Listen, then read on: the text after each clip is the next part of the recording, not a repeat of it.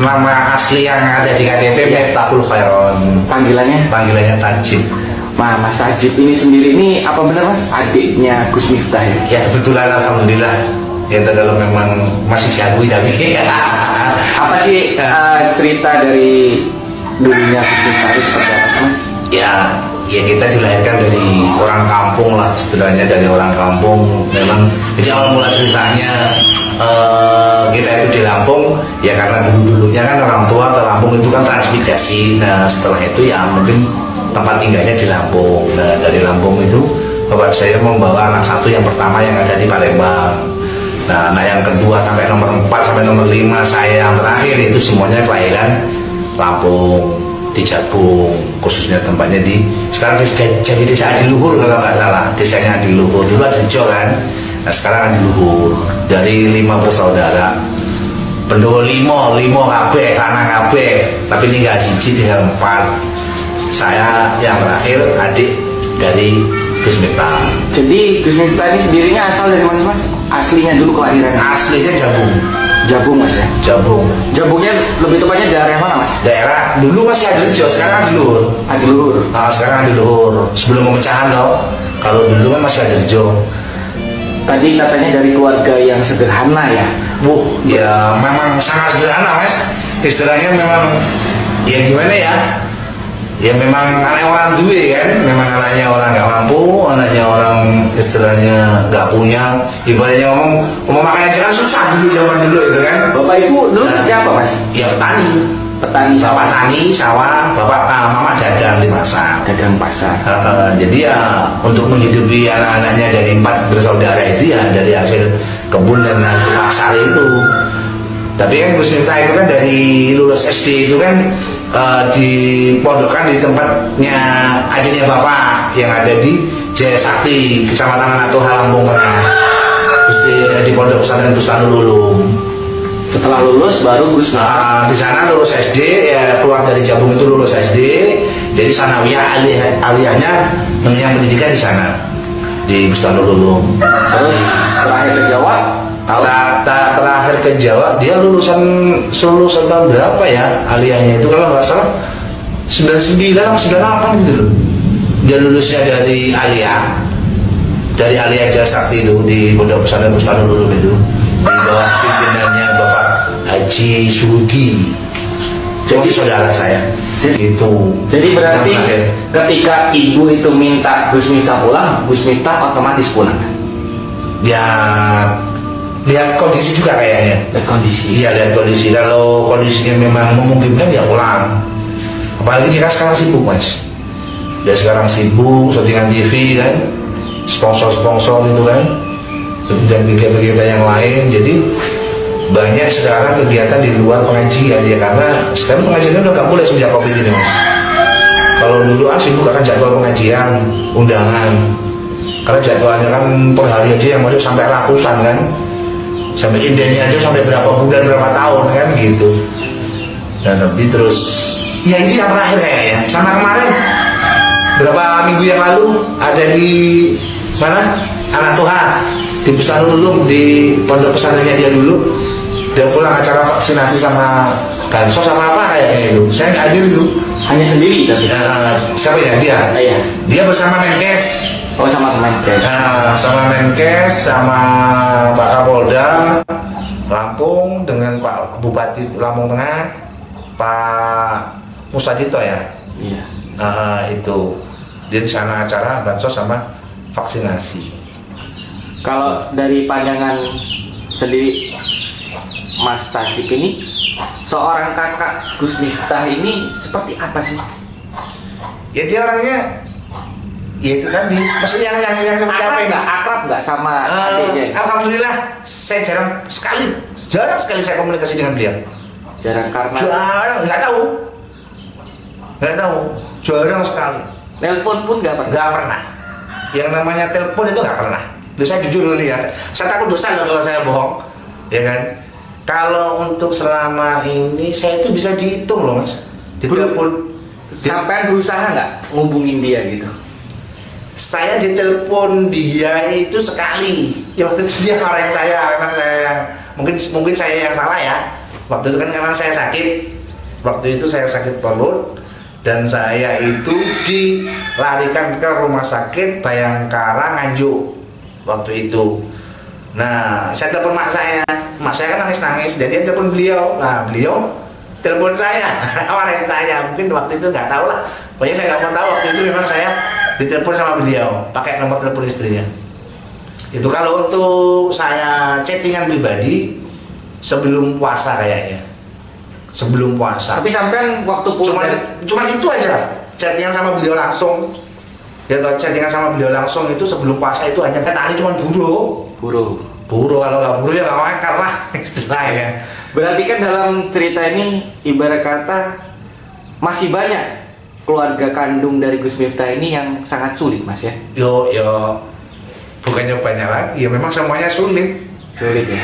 Jadi dari 4 saudara itu rezekinya kan dia semua. Dari pandangan keluarga nih, Mas, dari pandangan keluarga ini seperti apa sih Gus Miftah itu, Mas? Ya dia orangnya pendiam, dia nggak terlalu banyak ngomong, ya kan. Terus kalau orangnya baik sih, kalau orangnya menurut saya baik. Dia wongnya nggak ison lah kayak cara wong Jawa kan, orangnya nggak bisaan, ya kan. Maksudnya nggak bisaan itu kalau ngelihat orang susah itu dia itu gampang kesentuh gitu loh, gitu. Nah tapi kalau untuk masalah mengenai keluarga yang susah atau yang mana itu saya no komen, ya kan. Karena itu privasi keluarga saya kan, gitu. Kalau saya menceritakan keluarga saya ya memang seperti itu keadaannya, itu fakta, ya kan. Saya sendiri, kakak saya yang di Palembang, yang di Jawa itu memang ya susah gitu loh. Istilahnya kalau soal hubungan kita dalam keluarga itu privasi saya kan, itu kan pribadi keluarga saya nggak mau ceritakan hal itu kan gitu. Tapi kalau untuk orangnya mengenai Gus Miftah itu orangnya dia orangnya baik sih, dia baik orangnya, dia nggak aneh-aneh, ya kan. Dia dari kecil aja merokok aja enggak loh, Mas. Dia merokok enggak, apalagi minuman keras, belas. Dia nggak kenal dunia seperti itu. Walaupun dia sekarang ini ya, mempunyai gelar presiden para pendosa, ya kan. Dia ngajinya di bos-bos kafe, di tempat klub malam, ya, dari tempat pelacuran, dia memang nggak sama sekali nggak terpengaruh akan hal itu. Cuman kalau untuk dianya pribadi, memang real gitu loh. Real, dia itu membawa dari tempat gelap menuju ke terang itu memang real gitu loh. Membawa orang-orang yang istilahnya ahli-ahli maksiat, ya toh, ingin bertemu dengan, ingin bermesraan dengan Tuhannya, itu memang dia lah istilahnya. Memang nggak salah lah kalau istilahnya para pendosa itu ingin lari ke dia untuk mendekatkan diri pada Tuhannya lah, itu memang benar. Cuman istilahnya ya seperti itulah.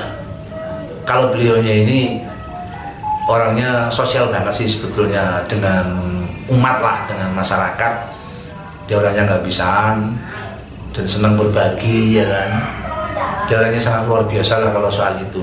Tapi kalau mengenal dalam arti ini kan di sisi ini mohon maaf, Mas. Ya. Jadi keluarga kandung ini kan masih banyak sih yang, jadi kapan sih terakhir berkumpul satu keluarga ini, Mas? Oh jarang, Mas, bahkan lama banget. Udah lama banget ya? Lama banget.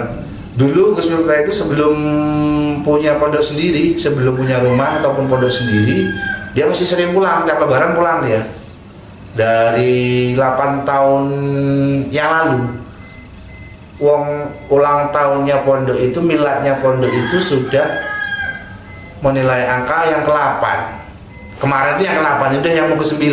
Udah hampir 9 tahun ini dia lebaran nggak pulang semenjak dia punya pondok sendiri. Ya maklum lah, mungkin kan di sana banyak santrinya yang silaturahmi, bahkan kemarin ini malah COVID, 2 lebaran ini kan, jadi nggak boleh kemana-mana. Ada nggak sih, Mas, dari pihak keluarga ya, saudara kandungnya yang diajak ke Jawa?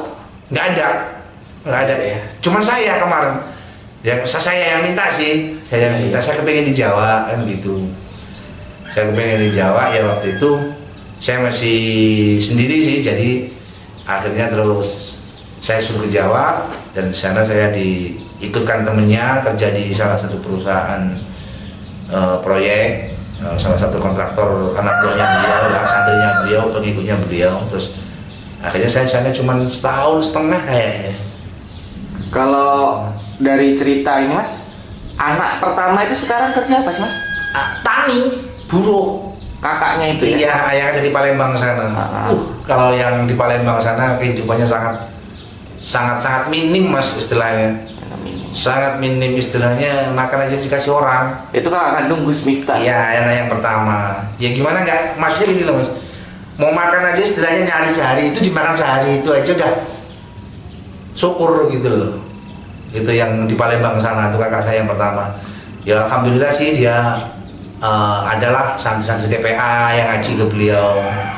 Terus kadang-kadang beliau juga dipanggil di jamaah majelis ya kan, di acara-acara sunatan, walimatul urus, walimatul khitan itu loh. Kalau kakaknya yang di Jabung sini Mas? Yang di Jabung tani juga. Nah, tani juga.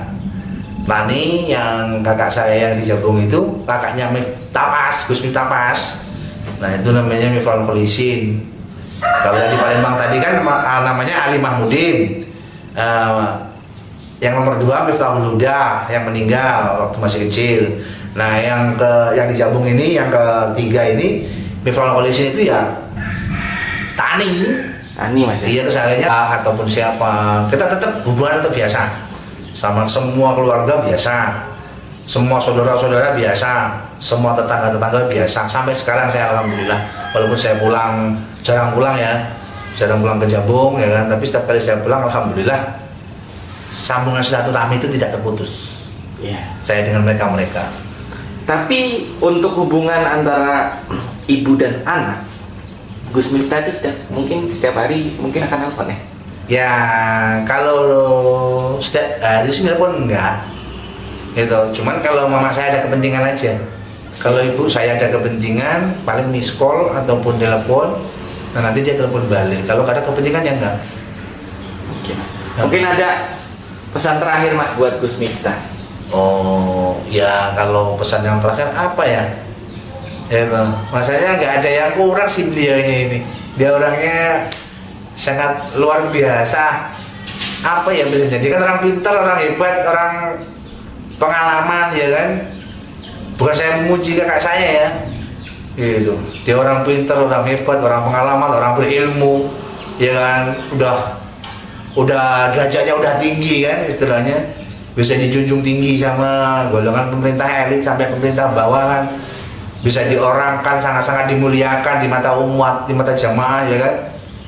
Jadi kalau saya untuk pesan-pesan terakhir saya untuk beliau apa ya, saya bingung ya. Ya saya cuma berpesan aja biar semuanya itu menjadi yang lebih baik lagi lah, menjadi yang terbaik lah ya kan. Padahal kan dia keadaannya sekarang masih posisinya di atas lah ya kan, posisinya di atas. Terus ya maksud saya ya lebih baik lagi lah ya untuk menjalin tali silaturahmi ke keluarga, terutama ke kakaknya kan. Kalau saya sih terserah Mas istilahnya, mau dianggap juga monggo, nggak dianggap juga ya nggak apa-apa kalau saya Mas istilahnya begitu. Karena saya maklumi Mas, karena saya orangnya penuh perasaan. Kalau saya itu penuh perasaan gitu. Memang saya yang paling bandel Mas. Dari 4 bersaudara, 5 bersaudara itu saya yang paling bandel, paling nakal Mas. Mungkin beliau-beliaunya ini entah kakak saya yang lain, entah Gus Miftah sendiri, entah orang tua saya mungkin udah bosan lah ngurusi saya lah istilahnya ya kan? Tapi kan itu semua saya bukan tanpa alasan Mas gitu. Saya ada alasannya kok, saya seperti ini saya ada alasannya kok gitu loh. Saya melakukan yang menurut dia tidak benar, tapi saya punya alasan untuk pribadi saya. Atau cukup Allah yang menghakimi saya ataupun malaikat yang mencatat amal baiknya saya dan buruknya saya, kan begitu Mas gitu. Jadi kan ibu saya juga manusia, sulit ya dalam arti kata ya, keluarganya. Kalau tadi sampai mana sih kepedulian Gus Miftah itu menjunjung nama keluarganya ini?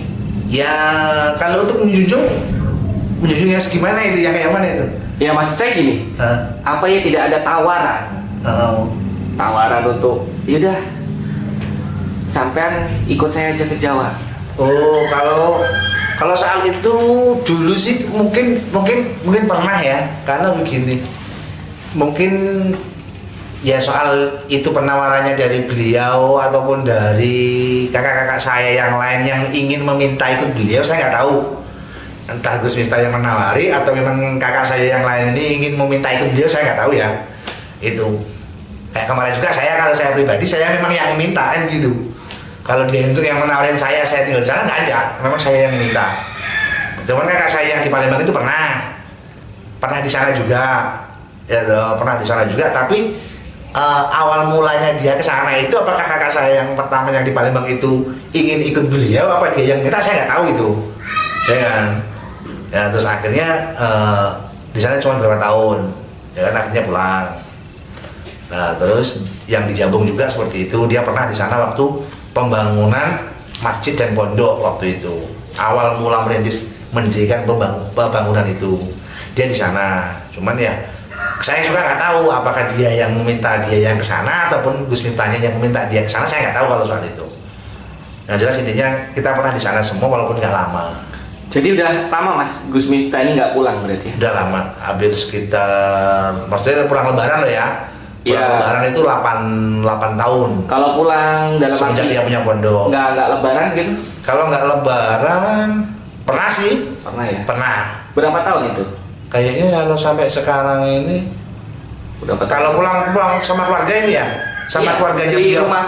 rumah ibu. Bukan, maksudnya Gus Miftahnya pulang sama anak istrinya beliau apa sendiri? Ya sendiri maupun Nah kalau sendiri kayaknya belum lama ini kayaknya, belum lama ini sekitar sebelum puasa kayaknya, sekitar setengah tahun yang lalu kayaknya, waktu dia ngaji diundang sama bosnya Ceker yang punya karaoke, tahu kan, Pasar Sakti, Labuan Bajo itu masih ikut Labuan Bajo itu, perbatasan kan itu antara Labuan Bajo dengan Pasar Sakti.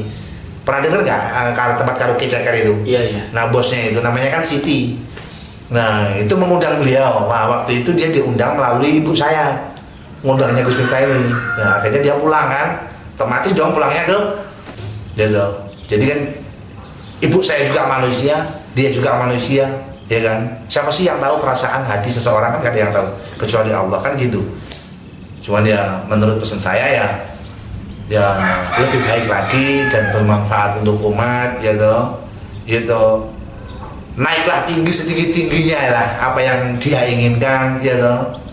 Tapi jangan lupa bahwa pasti suatu saat kalau orang naik tinggi itu kan pasti akan jatuh, itu pasti Mas, kan gitu toh. Nah biar gak jatuh gimana lah, betul loh, biar gak jatuh gimana, ya toh, biar awet lah. Ibaratnya dia itu sekarang sudah di pucuk sana kan, ibaratnya biar awet tuh kayak mana kan gitu. Jangan sampai istilahnya dia jatuh. Kalau jatuh kan saya juga kasihan kakak saya kan gitu. Ngumati santri oke, ngumati umat akeh itu semuanya gratis, mudah di sana kan, nggak ada yang keluar biaya kan begitu. Ya mudah-mudahan dia selalu istiqomah, lebih tambah dewasa, ya kan, lebih tambah dewasa lagi, ya toh. Sekarang usianya dia udah 40 tahun, ya kan, kemarin ulang tahunnya ke 40.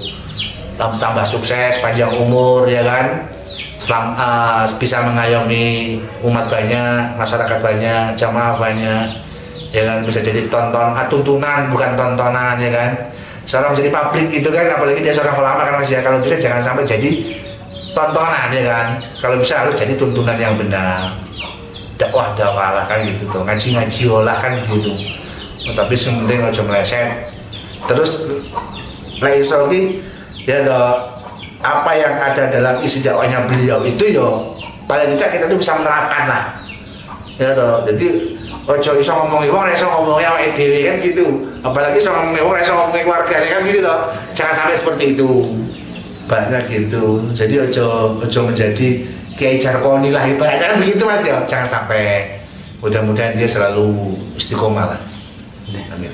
Makasih Mas. Ya sama-sama.